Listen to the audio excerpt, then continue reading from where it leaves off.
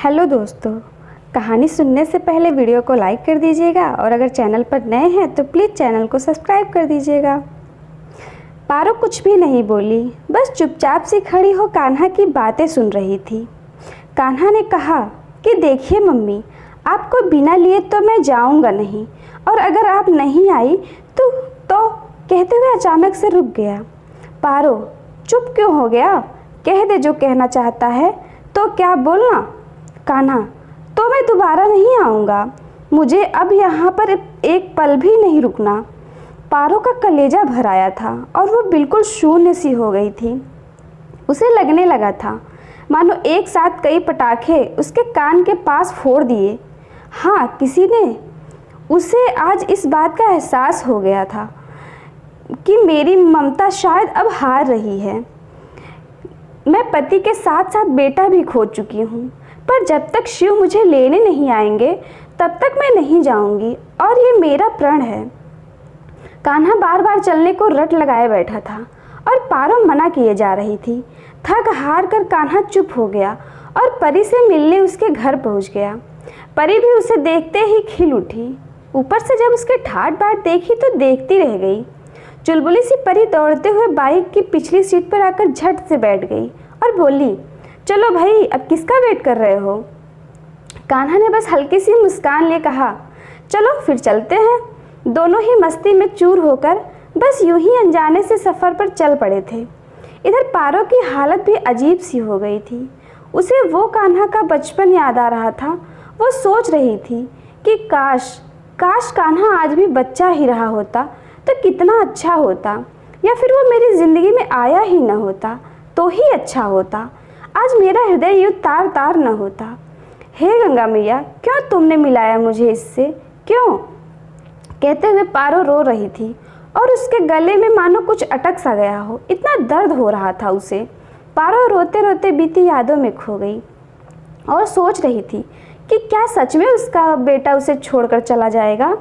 खैर, जाने वाली को कोई नहीं रोक सकता है। मैं तो बस यही दुआ करूँगी कि जहाँ भी जाए वहाँ पर खुश रहे। मेरा क्या है, मैं तो बदनसीबी अपनी किस्मत में लिखवा कर लाई हूँ। जिस तरह से इतने साल बीत गए वैसे ही बचे हुए भी बीत ही जाएंगे। पारो एकदम से शांत थी, पर उसके मन मस्तिष्क में हजारों तरह के उथल पुथल मचे हुए थे। कान्हा और परी दोनों ही घूमने के बाद वापस लौट आए तो कान्हा ने कहा कि चलो मैं अभी चलता हूँ, बाद में मिलूँगा, और वहाँ से निकल गया। कान्हा वापस अपनी मम्मी से जिद करने लगा कि वो भी साथ चले। पारो ने फिर से कहा कि देखो, मुझे कहीं भी नहीं जाना है, तुम्हें जाना है तो जाओ, मैं यहीं पर रहूँगी। कान्हा, पर क्यों आप नहीं जाना चाहती हो? पारो, अपने लिए, अपने स्वाभिमान के लिए और अपने आत्मसम्मान के लिए मैं नहीं जाना चाहती हूँ। मैं समझा नहीं। कान्हा ने हैरानी से पूछा। बस ये समझ लो कि मैं यहीं पर रहकर अपने पति का इंतज़ार करूँगी। कान्हा, क्या मम्मी, आपको अभी भी लगता है कि वो आएंगे? पारो, न आए तो भी मैं इंतज़ार करूँगी, कभी तो आएंगे। कान्हा, क्या पता वो अब इस दुनिया में ही न हो तो, या फिर वो दूसरा ब्याह रचा लिए हों तो, फिर आप क्या करेंगी? तब की तब देखेंगे, अभी जो है वो है। मैं यहीं पर रहकर उनका इंतज़ार करूँगी। तुझे जाना है तो जा, मैं तुझे नहीं रोकूँगी। आखिरकार कान्हा थक हार कर वापस लौट गया। इधर शिव को भी कहीं न कहीं ये तो पता था कि पारो इतनी आसानी से नहीं आने वाली है, फिर भी वो पारो का इंतज़ार कर रहा था। उसे लग रहा था कि कान्हा उसे बिना लिए वापस नहीं आएगा। पति के लिए ना सही, पर बेटे के लिए तो ज़रूर ही आएगी। ऐसा विचार कर शिव बार बार घड़ी देखता और कान्हा के आने का इंतज़ार करता। हालात कह रहे हैं कि अब मुलाकात नहीं होगी, पर उम्मीद अब भी कह रही है थोड़ा इंतज़ार कर। कान्हा वापस शिव के पास आ गया था। अभी वो अपनी बाइक ही लॉक कर रहा था कि शिव ने बड़ी ही उत्सुकता से पूछा कि क्या हुआ, मम्मी नहीं आई? कान्हा मुँह लटका कर बोला, नहीं आई। शिव, पर क्यों? कान्हा, न जाने क्या हुआ है उनको, पता नहीं किस मिट्टी की बनी हुई हैं।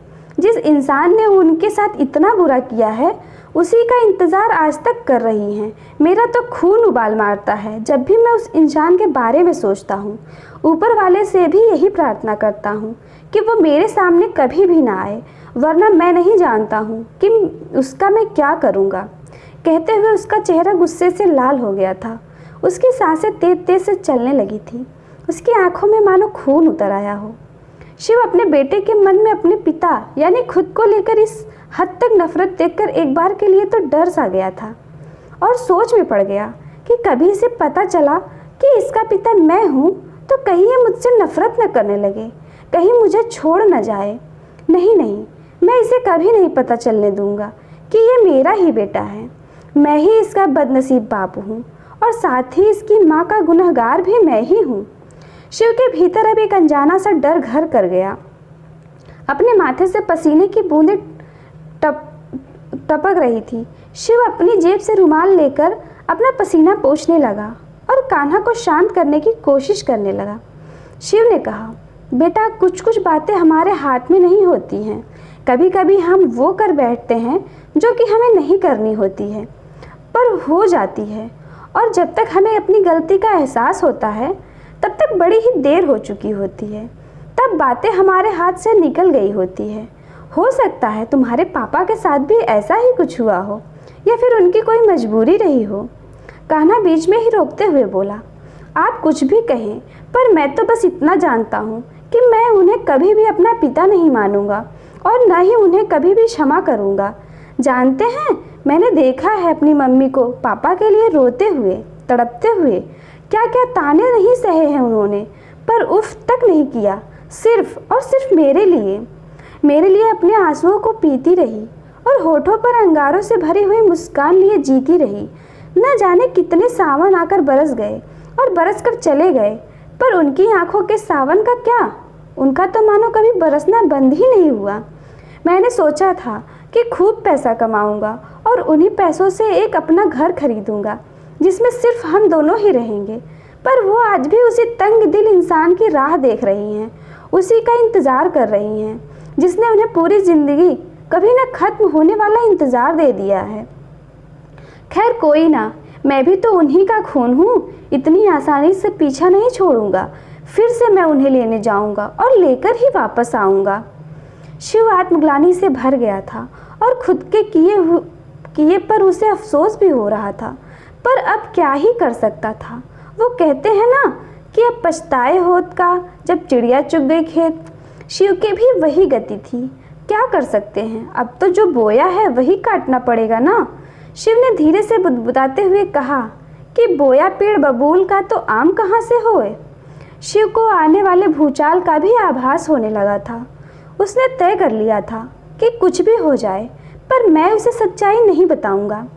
इधर पारो हर रोज की तरह ही नॉर्मल थी, मानो कुछ हुआ ही नहीं है, और भला करती भी तो क्या, किससे जाती शिकायत करने।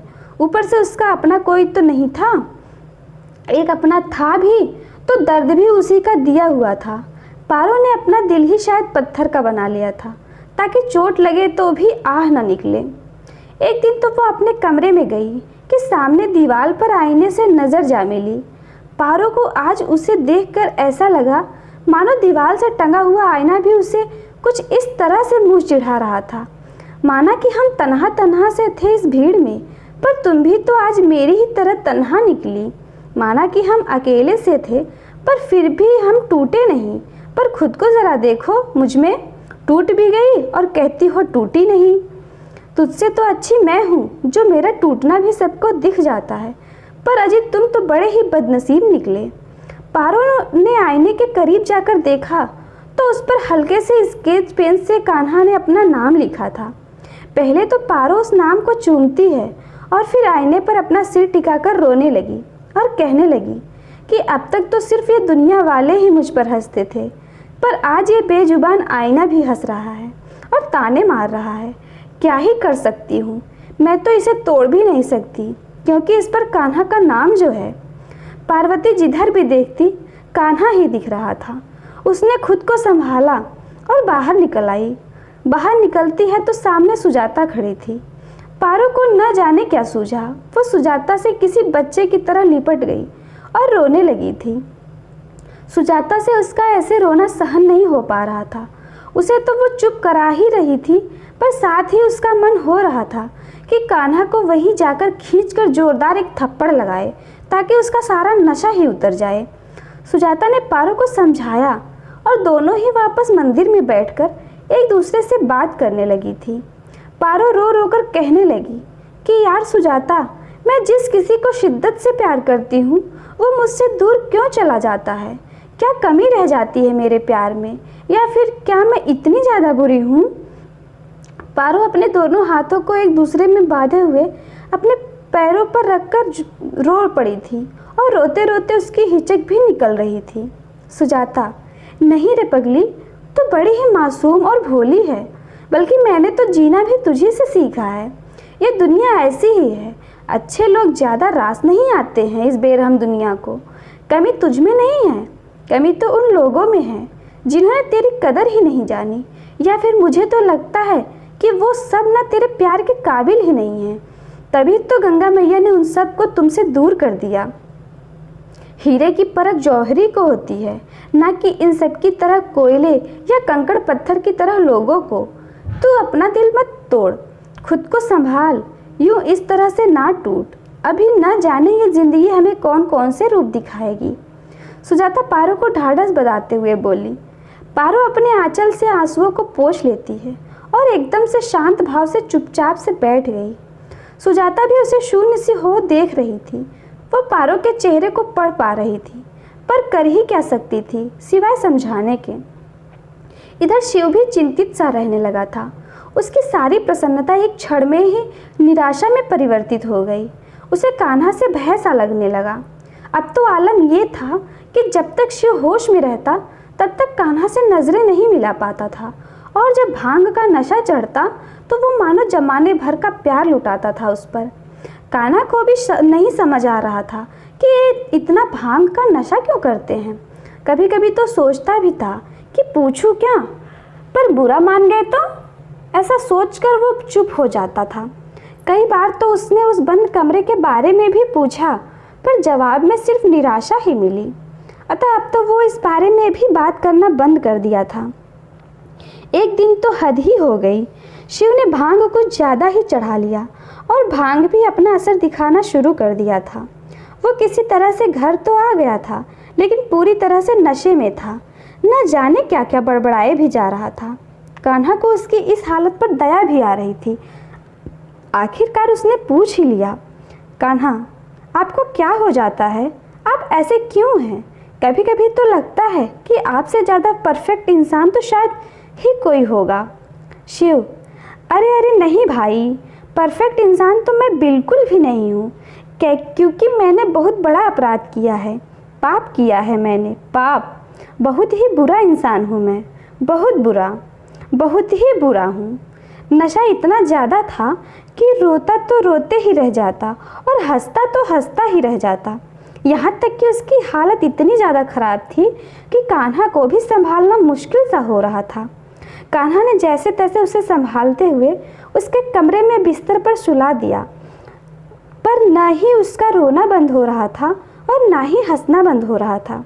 कान्हा बस एकटक उसे देख रहा था और अपना तर्क लगा रहा था कि आखिर क्या बात हो सकती है, इनके साथ ऐसा क्या हुआ होगा जिसकी वजह से इन्होंने अपना ऐसा हाल कर लिया है। खैर, ये तो कल ही पता चलेगा जब ये होश में आएंगे। रात काफ़ी हो चुकी थी और कान्हा भी शिव के पास ही लेट गया। अगले दिन पंछियों के चहकने की आवाज़ और काम वाली के बर्तनों के पटकने की आवाज़ शिव के कानों में पड़ी तो उसकी आंखें खुल गई। तो उसने अपने चारों तरफ देखा, कान्हा कमरे में नहीं था। उसने कमरे के बाहर जाकर देखा तो आंगन में भी वो नहीं था। शिव ने कहा, मम्मी, क्या कान्हा को देखा क्या आपने?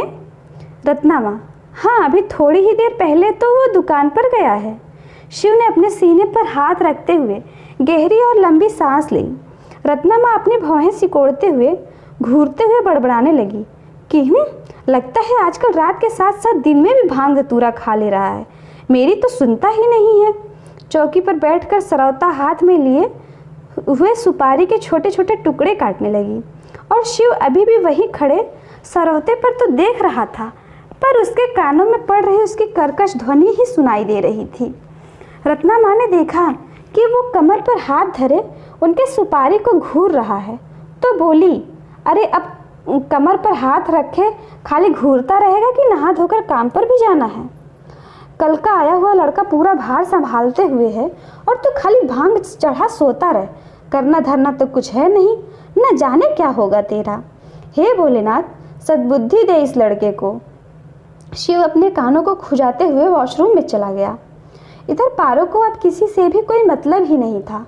वो तो बस नहा धोकर सिर्फ पूजा पाठ में ही लगी रहती थी। व्रत भी न जाने कितने किया करती थी, कभी एकादशी तो कभी सोमवार तो कभी शनिवार तो कभी शुक्रवार। उससे भी जी नहीं भरता तो प्रदोष भी रह लेती थी। पूरे हफ्ते तो सिर्फ व्रत में ही रह रही थी। बीच में 1-2 दिन मिलता भोजन के लिए तो भतीजी ही ज़्यादा ध्यान देती थी। बुआ, ए बुआ, वो कहकर सारा दिन कुछ न कुछ पूछती रहती थी। कान्हा के न होने से पारो का भी सारा ध्यान तो बिट्टू और बिट्टी पर ही लगा रहता था। बच्चे भी उसे बहुत ही प्यार करते थे। पारो ने खुद को कान्हा के बगैर जीने की मानो तैयारी कर रही थी। उसे शायद पहले से ही इस बात का आभास हो गया था कि वो उसे छोड़ जाएगा, पर एक माँ के लिए तो औलाद ही सब कुछ होता है। 9 महीने अपनी कोख में रखती है और उसे अपने खून से सींचती है। सिर्फ सींचती ही नहीं है, वरन उसकी धड़कनों को भी महसूस करती है। उसका वो पहली बार पेट में लात मारना, वो पहली पेट में चलना, वो पहली बार उलटना पलटना, सब कुछ एक अलग ही सुख देता है। एक एक पल सिर्फ उसी के लिए जीती है। न जाने कितने सपने संजोए हुए रहती है। खुद मौत के मुंह में जाती है, तब जाकर औलाद का सुख पाती है। इतना ही नहीं, उसका संघर्ष यही नहीं खत्म होता है। न जाने कितनी रातें खुद जागती है अपने बच्चे को सुलाने के लिए, यहाँ तक कि खुद गीले में सोती है ताकि वो गीला ना हो, उसे कहीं सर्दी न लग जाए। यहाँ पारो ने कान्हा को जन्म भले ही नहीं दिया था, पर जन्म देने वाली से भी कहीं बढ़कर थी वो। अपने खुद के बच्चे से तो हर कोई प्यार करता है, पर दूसरे के बच्चे को अपना नाम देना और फूल की तरह पालना, उसके लिए कई कई रातें जागना और तो और माँ और पिता दोनों का प्यार देना आसान नहीं था उसके लिए। पर फिर भी वो उसे अपना दूध क्या खून पिलाकर पालती रही और मुख से उफ तक नहीं की। कैसे भूल जाती वो। इतना ही नहीं, आज भी वो अपने कलेजे पर पत्थर रख ली थी ताकि उसका बेटा राजा की ज़िंदगी जी सके। उसे तो कुछ भी बचपन में नहीं मिला, वो अब मिल सके। क्या कोई और कर सकेगा ऐसा त्याग? नहीं, कोई नहीं कर सकता, सिर्फ एक माँ ही ऐसा कर सकती है। आज पारो के दिन भी पहाड़ की तरह कट रहे थे और रातें तो और नागिन सी डस रही थी। आंखें भी बरस बरस कर सूख से गए थे। अब न तो उन आँखों में सपने बचे थे और न ही जीने की कोई उम्मीद। न जाने किस मिट्टी से बनी थी पारो। आज भी उसे शिव के आवाज़ देने यानी बुलावा का इंतज़ार था। उसे अभी भी लग रहा था कि वो ज़रूर आएंगे या फिर कभी न कभी मुझे पुकारेंगे ज़रूर। अब तो कुछ लोग और भी उसका मजाक बनाते हुए कहते, लो भाई देख लो, यही होता है, अपना खून अपना ही रहता है और पराया तो पराया ही होता है।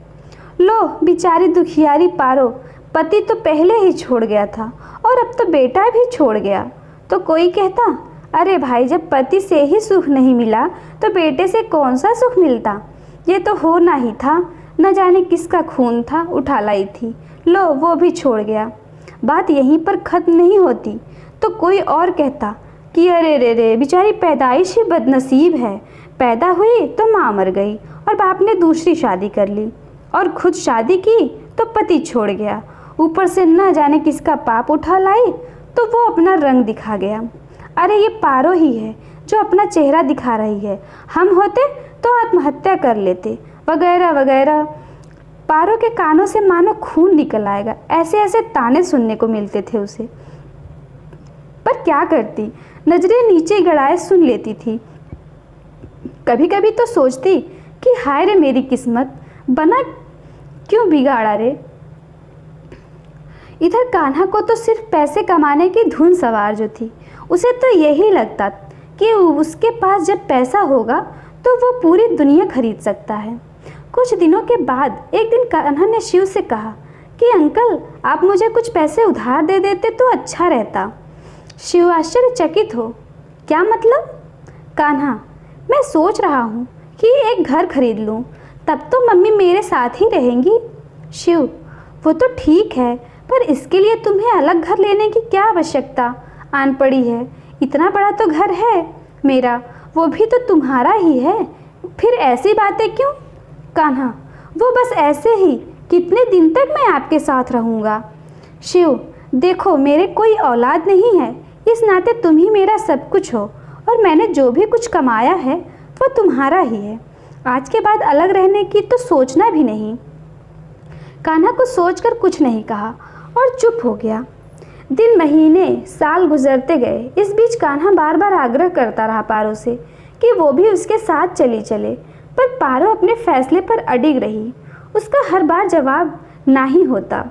आखिरकार थक हार कर वो भी चुप हो गया और कहना भी लगभग छोड़ सा दिया था। कान्हा की शादी करने की उम्र हो गई थी और इधर परी भी जवान हो गई थी, और सुजाता को भी अब दिन रात परी के विवाह की ही फिक्र सता रही थी। वो सोचती कि बस मेरी एक ही जिम्मेदारी शेष है, वो बस पूरी हो जाए तो मैं घर बार छोड़कर सन्यासिनी बन जाऊं। दोनों सहेलियां एक साथ मंदिर परिसर में बैठी हुई थी और बीच बीच में बराबर ही भक्तों का आना जाना लगा रहा। नवरात्रि जो चल रही थी, सुजाता ने कहा, पारो मैं परी के लिए बहुत ही चिंतित हूँ। पारो, आखिर ऐसा क्यों? सुजाता, तू तो जानती है पारो, घर में जवान बेटी है और विवाह योग्य भी हो गई है, ऐसे में नींद कैसे आएगी भला? पारो, हाँ मुझे पता है, वो सिर्फ तेरी नहीं मेरी भी बेटी है, पर तू फिक्र क्यों करती है यार? मेरा बेटा मेरे जिगर का टुकड़ा है ना, उसके लिए तो चिंता ना कर। कहते हुए उसकी आंखों में चमक और होठों पर ढेर सारी मुस्कान थी। सुजाता अजीब सी बस उससे घूर रही थी। पारो, क्या हुआ? अब तू ऐसे क्यों देख रही है? सुजाता, तुझे लगता है कि तेरा बेटा अब तेरा रहा? पारो, क्यों, इसमें भी कोई शक है क्या तुझे? सुजाता, देख मैं तेरा दिल नहीं दुखाना चाहती हूँ, तू बुरा न मान, पर मुझे नहीं लगता है कि वो अब हमारा कान्हा रहा। उसे तो अब सिवाय पैसों के कुछ नहीं दिखता है। इस उम्र में लड़कों में जवानी का नशा रहता है, पर हमारे कान्हा को तो पैसों का नशा है। अरे तू फिक्र ना कर, जल्द ही वो भी उतर जाएगा, क्योंकि उसे भी समय के साथ साथ इतना तो पता चल ही जाएगा कि पैसे से भोग विलास की वस्तुएं भले ही मिल जाती हैं, पर खुशियां नहीं खरीदी जा सकती हैं। और मुझे अपनी परवरिश पर इतना तो भरोसा है कि मैं जिससे भी कहूँगी वो आंख बंद कर विवाह कर लेगा। आंखें झपकाते हुए खिलखिलाकर हंसते हुए बोली सुजाता, भगवान करे ऐसा ही हो, पर ऐसा नहीं हुआ तो? पारो की तरफ देखते हुए उसके माथे पर चिंता की लकीरें उभर आई थी।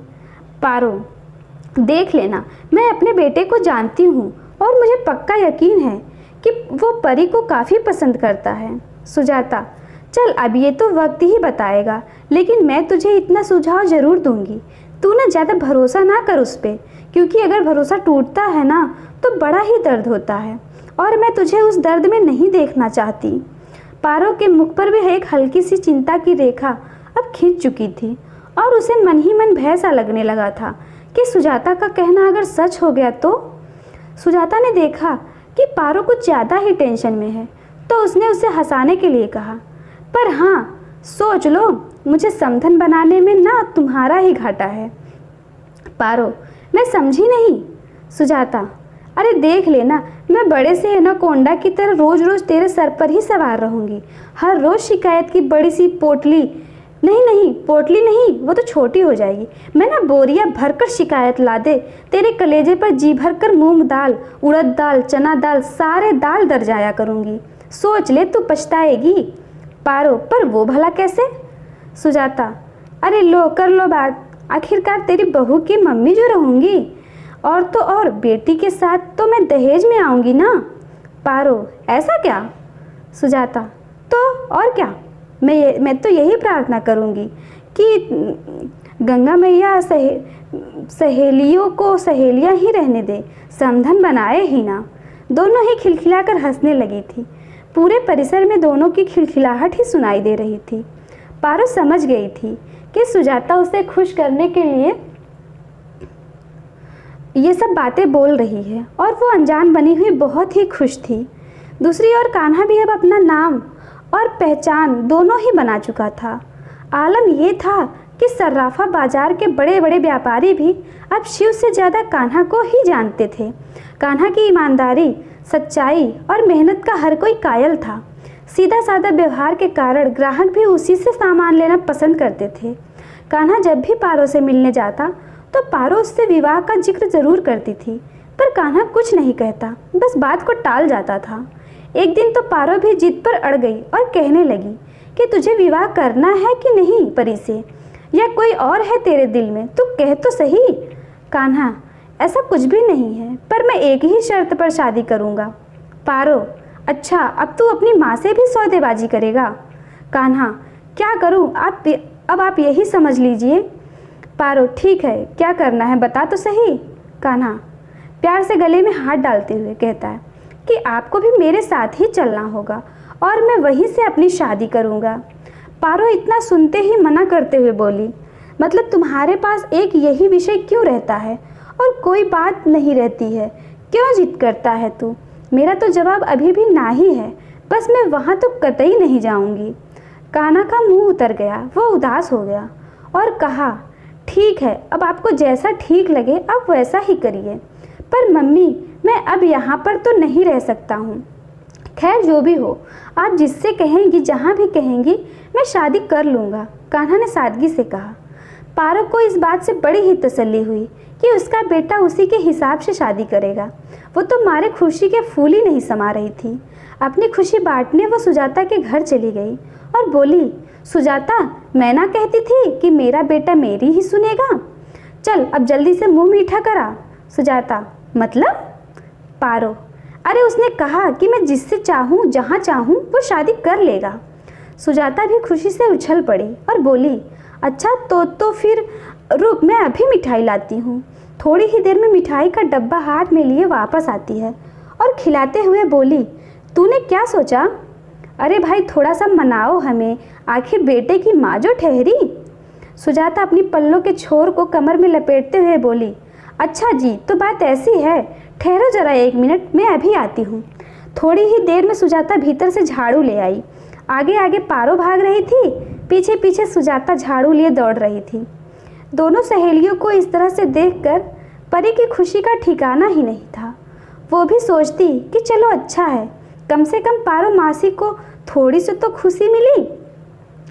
परी भी मन ही मन कान्हा से प्यार करती थी, तो जाहिर सी बात है उसकी खुशियाँ तो आसमान छू रही थी और उसके मन का मयूर नाच रहा था, गा रहा था। कान्हा ने वापस सारा हाल शिव से कह सुनाया। शिव ने तो कुछ नहीं कहा, पर रत्ना माँ का पारा 7वें आसमान पर चढ़ गया था। वो गुस्से से तिलमिला उठी थी। उन्हें तो बस अपने पोते की शादी अपने ही घर से करनी थी, चाहे जो भी हो। मानो वो मन ही मन विचार कर बैठी थी कि अब बस, अब और नहीं। शिव अपनी माँ की तरफ देखते ही समझ गया था कि उनके मन में क्या चल रहा है।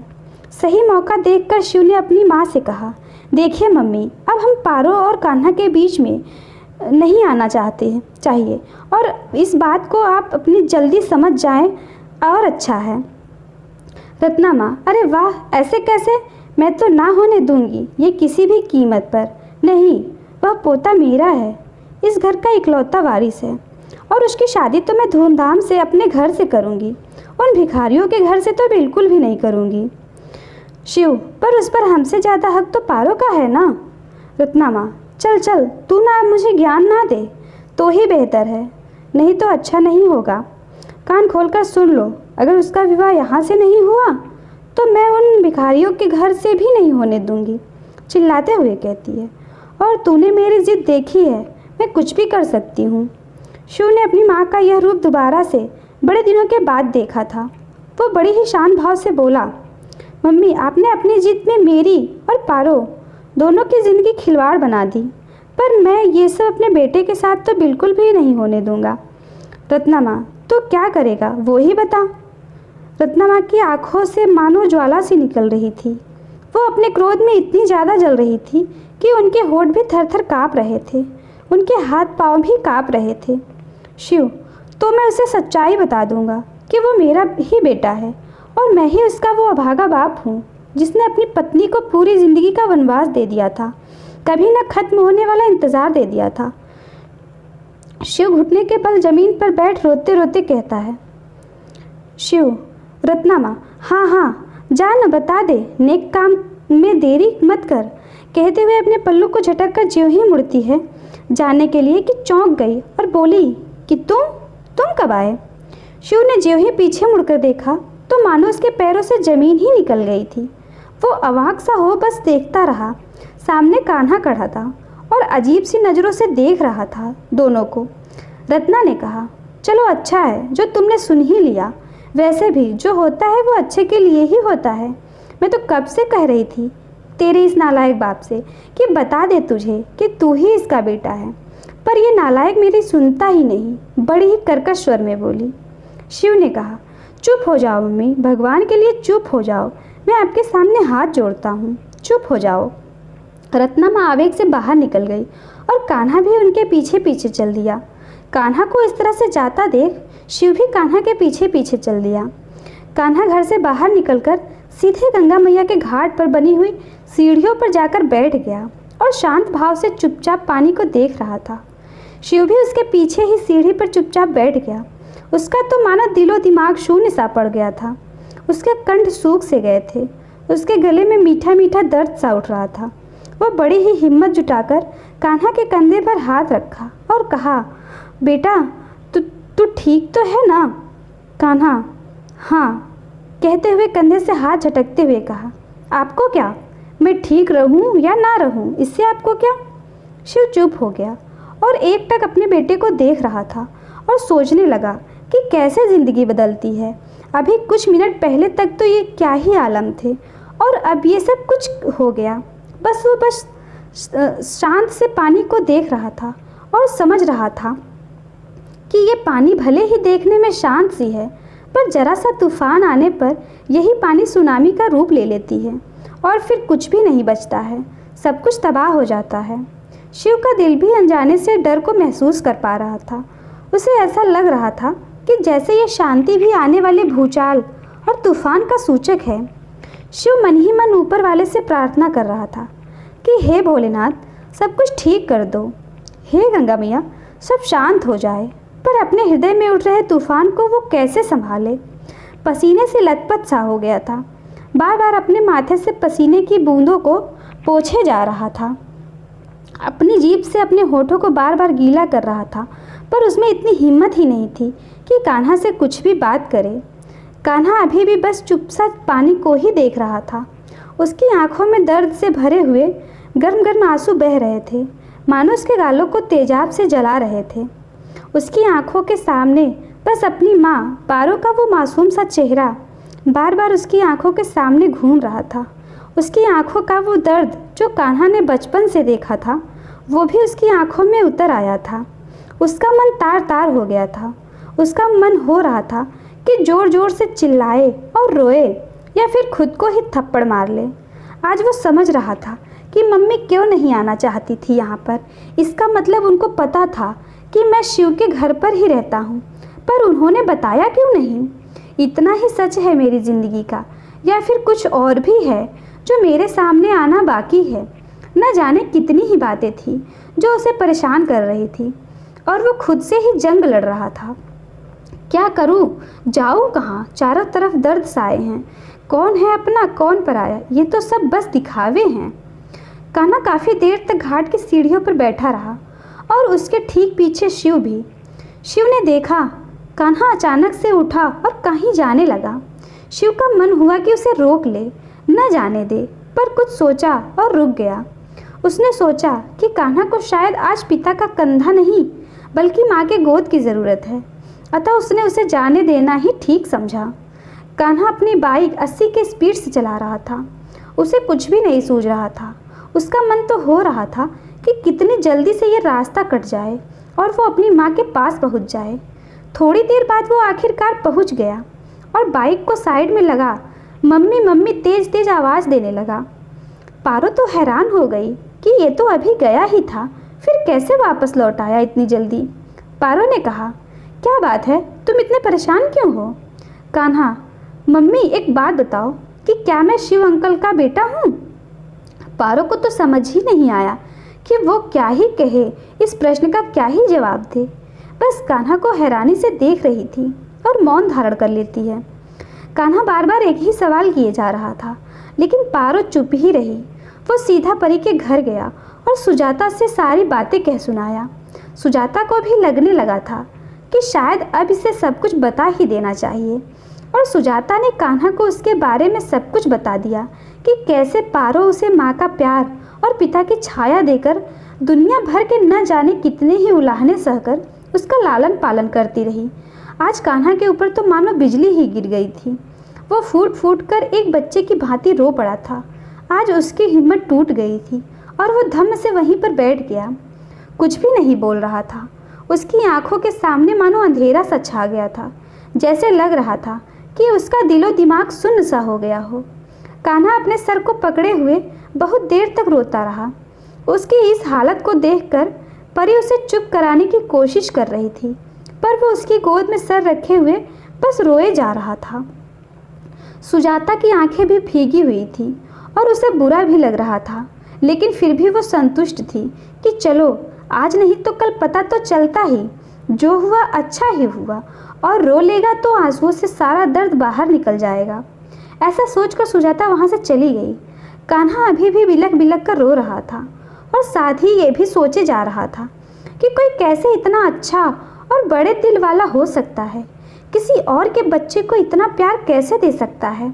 अब तक तो मुझे ढेरों शिकायतें थीं अपने माँ बाप के प्रति, पर एक ही झटके में सारी शिकायतें छू हो गई, या फिर ये कहूँ कि एहसान के रूप में मेरे सामने आ गए। अब मैं क्या करूँ परी, कहाँ जाऊँ? परी, चुप हो जाओ, रो मत पारो। पारो मासी अभी भी तुम्हारी माँ है। जन्म देने से कोई भी माँ नहीं होता। अगर ऐसा होता तो क्या आज भी हमारे बांके बिहारी जी यशोदा और नंद बाबा के लाल कहलाते क्या?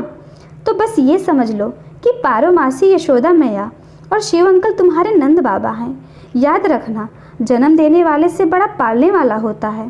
तुम अब ज़्यादा कुछ भी न सोचो। और हाँ, एक बात याद रखना कि पारो मासी से अभी भी तुम कान्हा यानी उनके वही प्यारे से बेटे बनकर ही मिलना। उन्होंने अपने जीवन में न जाने कितने ही घाव सहे हैं, पर अब तुम कोई नया घाव न देना। कान्हा ने भी हाँ में सपना सिर हिला दिया और अपने आंसुओं को पोंछते हुए थोड़ा सा सहज होकर जाने लगा। 2 कदम चलकर रुक गया और परी को देखते हुए कहा कि मेरी मम्मी चाहती हैं कि मैं तुमसे शादी करूं, क्या तुम मुझसे शादी करोगी? परी हंसने लगी और बोली, बुद्धू, क्या ये भी अभी तुम्हें बताना पड़ेगा क्या? कान्हा थैंक यू कहते हुए चला गया। कान्हा सीधा वापस अपनी मम्मी के पास ही आता है और आते ही लिपट गया था। पारो बचपन से अपने बेटे को जानती थी। वो समझ गई थी कि आज मेरा बच्चा प्यार से नहीं बल्कि मानो मुझे धन्यवाद दे रहा हो कि मैंने उसे जीवन दिया है। वो समझ गई थी कि आज मेरा बेटा मेरे गले से नहीं लगा है, बल्कि एक ऐसे शख्स लगा है जिसे मैं 23 साल पहले अपनी गोद में उठाई थी। पारो अभी भी चुप थी। वो कुछ नहीं बोली। कहती भी तो क्या ही कहती। उसके पास अब कान्हा से कुछ भी कहने या सुनने के लिए नहीं बचा था। उसे पता था कि ये तो होना ही था, आज नहीं तो कल होता। पारो ने बात को टालते हुए कहा, अरे वाह, क्या बात है, आज तो बड़ा ही प्यार आ रहा है अपनी मम्मी पर। क्या बात है, जरा हम भी तो सुने। कान्हा पारो के हाथों को चूमते हुए कहा कि बस ऐसे ही, क्या मैं अपनी वर्ल्ड बेस्ट मम्मी को प्यार से गले भी न लगाऊं? ओहो, क्या बात है, लगता है आज मेरे बच्चे को पता चला है कि मैं वर्ल्ड बेस्ट मम्मी हूँ, पर मुझे तो बहुत पहले से ही पता था। कहते हुए हंसने लगी और उसके बालों से खेलने लगी।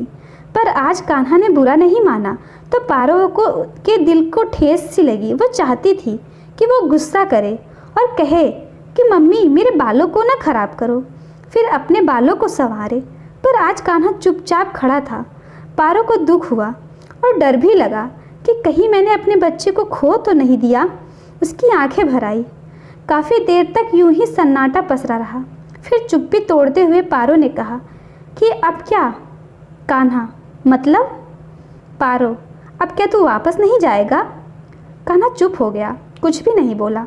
पारो, क्या हुआ? कुछ पूछ रही हूँ मैं। क्या अब तुम नहीं जाओगे? कान्हा, पता नहीं, उदासी से जवाब दिया। पारो, बेटा यही तो जीवन है। कल को तुझसे कोई ये कहे कि मैं तेरी सगी नहीं सौतेली माँ हूँ, तो क्या तू मुझे भी छोड़ जाएगा? प्रश्नवाचक दृष्टि से देखते हुए बोली। अरे नहीं, ये क्या कह रही हैं आप? भला शरीर से सांसें अलग हो सकती हैं क्या? आप तो मेरे लिए भगवान से भी बड़ी हैं। आपको तो मैं कदापि नहीं छोड़ सकता हूँ। गोद में सर रखते हुए कहता है, एक बात बोलूँ, तू वापस लौट जा और जैसे पहले काम संभालता था वैसे ही अभी भी रहना, क्योंकि तूने अपने नए जीवन की शुरुआत तो वही किया था। आज तू भी एक सफल बिजनेसमैन बना है तो वो भी वहाँ से सीखा है। आज तू जो भी है उन्हीं की बदौलत है ना। फिर मुझे तो यही लगता है कि तुझे वापस जाना चाहिए। कान्हा, पर जिस इंसान ने आपके साथ इतना बुरा किया है, मैं वहाँ पर कैसे जा सकता हूँ? पारो, उन्होंने मेरे साथ अच्छा किया या बुरा ये तो मैं नहीं जानती हूँ, पर तुझे इन सब बातों में पड़ने की कोई ज़रूरत नहीं है। ये हम पति पत्नी के बीच की बात है, तो दूर ही रहे। बस इतना जान ले कि वो बुरे नहीं हैं और तुझे अब वहीं पर रहना है।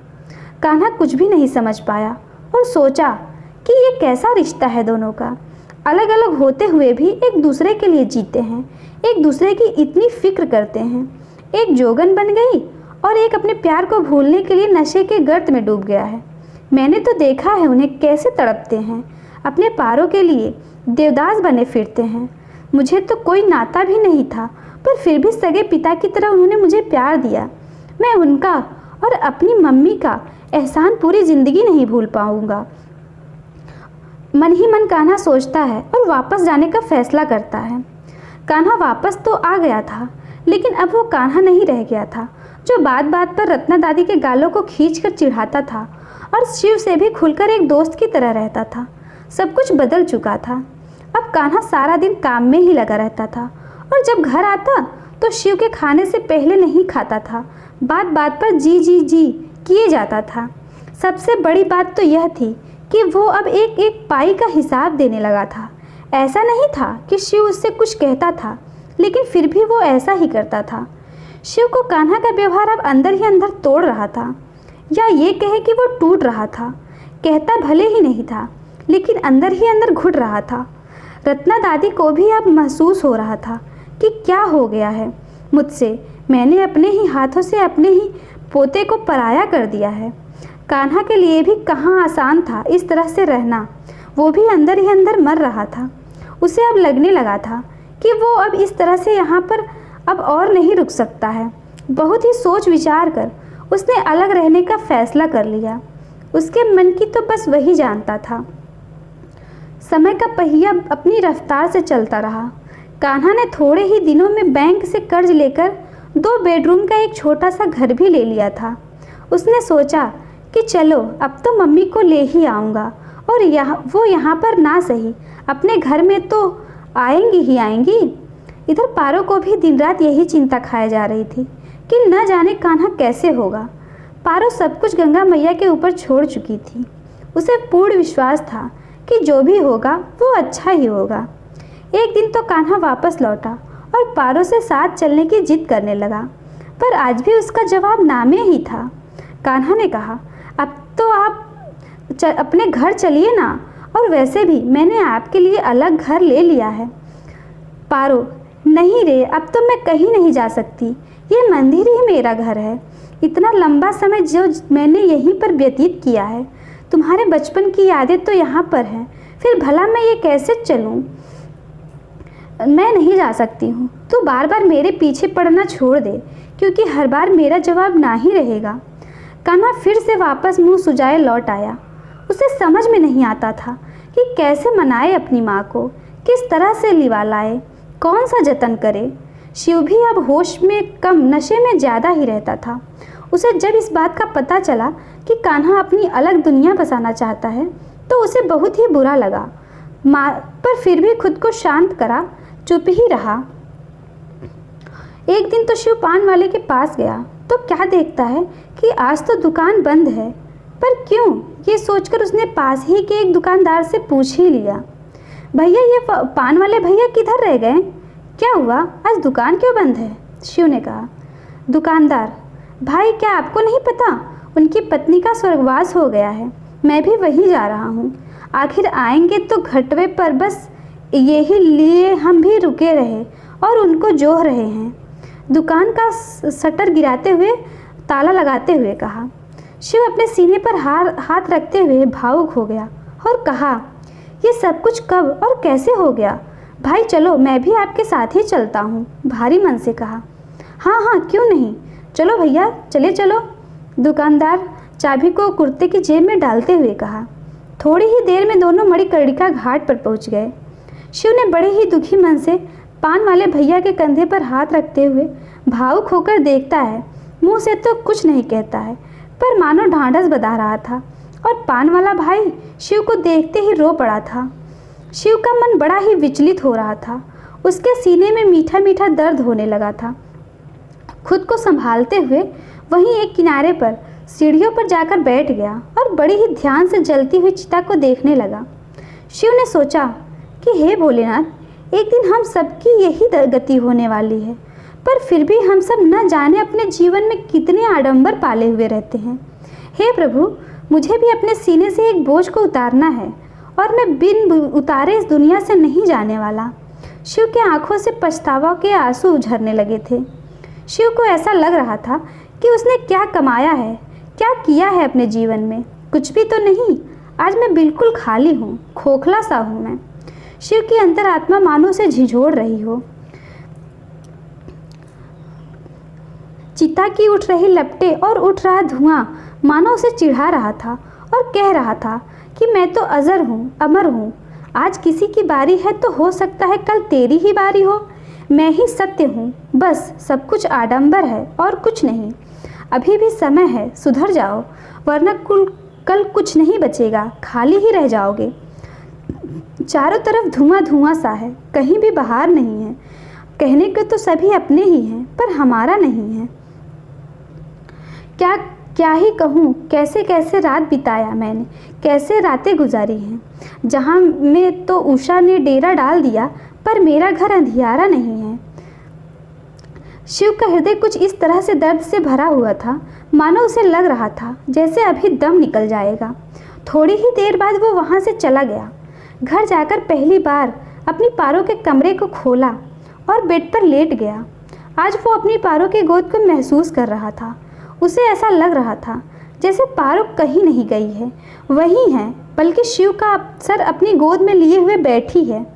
एक तो भांग का नशा, ऊपर से पारो के विछोह का दर्द, दोनों में शिव कुछ ऐसा डूबा हुआ था कि उसे और किसी की सुध नहीं रह गई थी। पारो के गम में और याद में शिव पूरी तरह से डूब गया था। उसे खुले आंखों से पारो अपने सामने दिख रही थी और वो तड़प कर उसे गले लगाकर रो रहा था और क्षमा मांगे जा रहा था।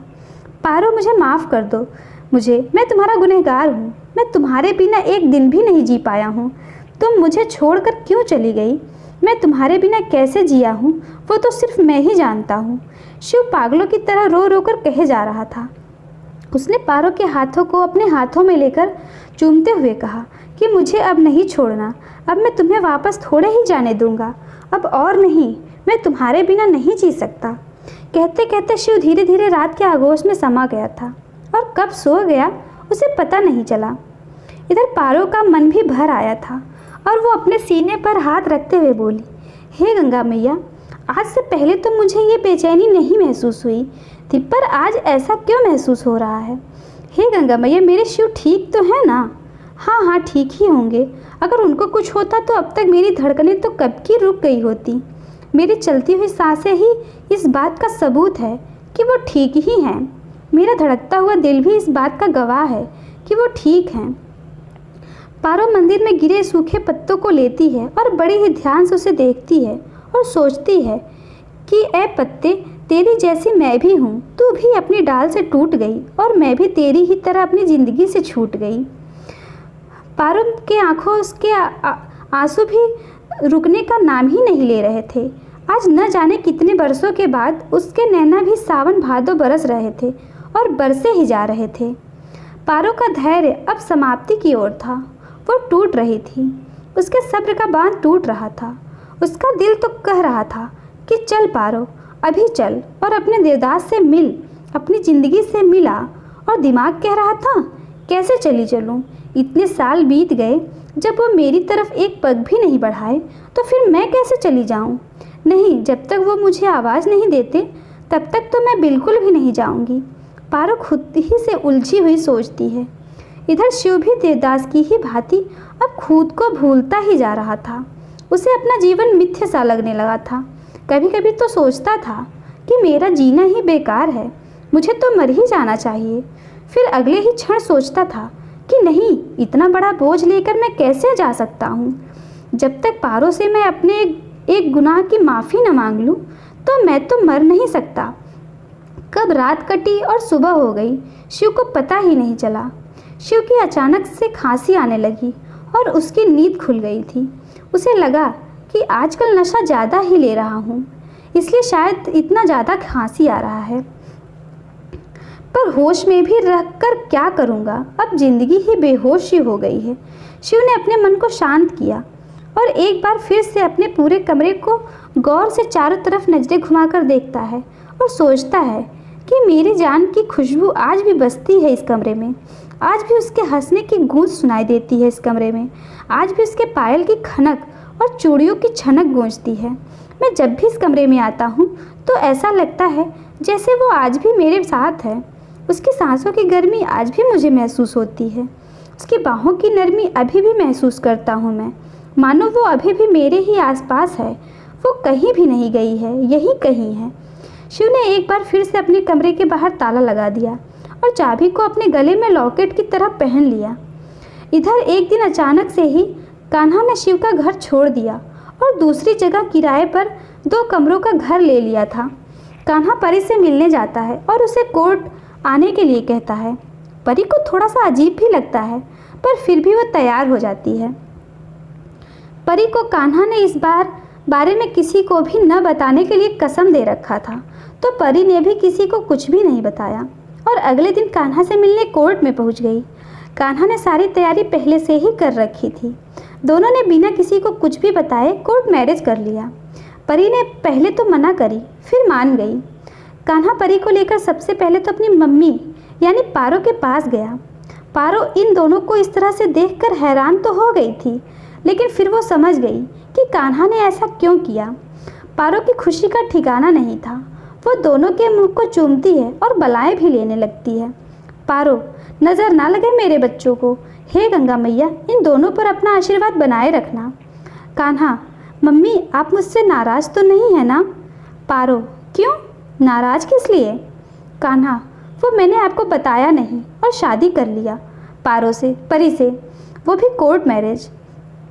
पारो, अरे नहीं, तूने ऐसा क्यों किया ये मैं समझ सकती हूँ, मुझे पता है तू न तो मेरा दिल तोड़ना चाहता था और न ही अपने पिता का, इसीलिए मैं तो तेरे हर खुशी में खुश हूँ और खुश हूँ कि तूने मेरी पसंद परी से शादी करी है। कान्हा पारो के दोनों हाथों को पकड़कर चूमने लगा और रोने लगा। पारो से गले से लगाकर उसकी पीठ को सहलाने लगी और कहने लगी कि अभी भी बच्चे की तरह ही रो रहा है, अब तो बड़ा हो गया है ना, भला तेरी पत्नी तेरे बारे में क्या सोचेगी, कहते हुए हंसने लगी। कान्हा ने कहा, मम्मी अब तो मैं अपना घर ले लिया हूँ, अब तो चलो ना मेरे साथ। पारो चुप हो गई। कान्हा, क्या हुआ, अब तो आप चल ही सकती हैं ना? पारो, चलूँगी ना, पर अभी नहीं, समय आने पर। कान्हा फिर से निराश हो गया और कुछ नहीं बोला और चला गया। पारो बस शून्य से खड़ी जाते हुए कान्हा को एक टक देख रही थी, मानो उसे लग रहा था कि अब ये कान्हा मेरा नहीं रहा। बस खुश थी कि कान्हा खुश है। माँ तो होती ही ऐसी है, अपने बच्चे की खुशियों में खुशी से झूम उठती है। बस यही था पारो का भी। सुजाता से विदा लेकर कान्हा भी अब एक नए सफ़र पर चल पड़ा था, अपनी अलग दुनिया बसाने। ये दोनों पति पत्नी का नया जोड़ा प्यार और उत्साह से भरा हुआ अपनी नई दुनिया बसाने और अपने प्यार का घरौंदा सजाने के लिए तैयार थे। इधर सुजाता भागी भागी पारो के पास आती है और कहती है कि एक बात बता, जब तुझे कान्हा ले ही जा रहा था तो काहे नहीं गई? पारो, कैसे चली जाती? सुजाता, क्यों नहीं जा सकती थी, दिक्कत क्या थी? पारो, बात दिक्कत की तो बिल्कुल नहीं है, लेकिन तुझे तो पता है ना, कान्हा को अब ये बात पता है कि मैं उसकी जन्म देने वाली माँ नहीं हूँ। अगर मैं चली जाती तो वो हमेशा मेरी ही सेवा में लगा भी रहता, इतना तो यकीन है मुझे। सुजाता, फिर तू क्यों नहीं गई? पारो, यही तो मैं नहीं चाहती थी कि वो सब कुछ भूलकर बस मेरी सेवा में ही तत्पर रहे। मुझे उसमें संतोष नहीं मिलता, क्योंकि वो एहसान समझकर मेरे आगे पीछे भागता रहता। ये मुझे कतई मंजूर नहीं था। मुझे तो उसका वो रूठना मनाना ही पसंद है। इतना प्यार मैं नहीं सह पाती, क्योंकि उसमें परायेपन का ही एहसास होता। और परी भी तो है जो कि उसकी पत्नी है। मैं नहीं चाहती कि कोई दूसरा शिवदास बने और कोई पारो पैदा हो। बस यही कारण था कि मैंने जाने से मना कर दिया। मैं तो बस उसे प्रसन्न ही देखना चाहती हूँ। सुजाता की आंखें भर आई और वो पारो को गले से लगा लेती है। धीरे धीरे करीब 4-5 साल बीत गए थे। इस दौरान पारो की छोटी माँ और पिता दोनों की ही जीवन लीला समाप्त हो गई थी। घर की सारी जिम्मेदारी भाई पर आ गई थी। बिट्टी और बिट्टू भी समझदार हो गए थे। अपनी बुआ पारो का भी खूब आवभगत किया करते थे। मौसम भी थोड़ा थोड़ा सर्द हो रहा था। ठंडी हवाएं बड़ी ही लुभावनी लग रही थी। पारो बड़ी ही सादगी से रहती थी। बदन पर हल्के रंग की साड़ियाँ, हाथ में मैरून कलर की चूड़ियाँ, माथे पर मैरून कलर की बिंदियाँ खूब सजती थी। गले में सिंपल सा काले मोतियों से पिरोया हुआ मंगलसूत्र और लंबी चोटी हमेशा आगे की तरफ सीने से होकर कमर तक लटकती रहती थी। जो पारो आईने से बातें करती थी, उसे आईना देखे भी मानो जमाना हो गया था। सब कुछ भूल बैठी थी। एक दिन तो सर्द में भी गरज के साथ खूब बारिश शुरू हो गई थी। पारो एक हल्की सी शॉल को लपेटकर मंदिर में बैठी हुई बारिश को इतनी ध्यान से देख रही थी मानो बूंदें ही गिन रही हो। उसे बारिश की हल्की हल्की फुहार गुदगुदी कर रही थी। तभी उसे महसूस हुआ कि बारिश के थपेड़ों में शायद किसी के आने की भी आहट आ रही है। पारो के तो जैसे कान ही खड़े हो गए। वो चौकन्नी हो मंदिर के गेट पर खड़ी हो इधर उधर देखने लगी। तेज मूसलाधार बारिश की वजह से देख पाना मुश्किल हो रहा था। अरे, ये तो मनीष है। क्या हुआ जो इतनी बारिश में इधर आया है, वो भी काफ़ी दिनों के बाद? मुझे तो लगा था कि अब वो अपना रास्ता बदल दिया होगा। देखते ही देखते मनीष और पास आ गया और छतरी को बंद कर सैंडल बाहर उतारते हुए मंदिर में आ गया और पारो की तरफ देखते हुए मुस्कुरा कर कहा, मनीष, कैसी हो पारो? पारो, मैं तो बिल्कुल ठीक हूँ, तुम कहो कैसे हो? मनीष, उफ, अब तक तो ठीक नहीं थे पर अब ठीक हैं, खुश होकर कहता है। पारो, हे गंगा मैया, तुम नहीं सुधरने वाले हो। मनीष, जी बिल्कुल सही कहा आपने, खिलखिलाकर हंसने लगा। पारो चुप हो गई और वापस से बारिश की तरफ देखने लगी।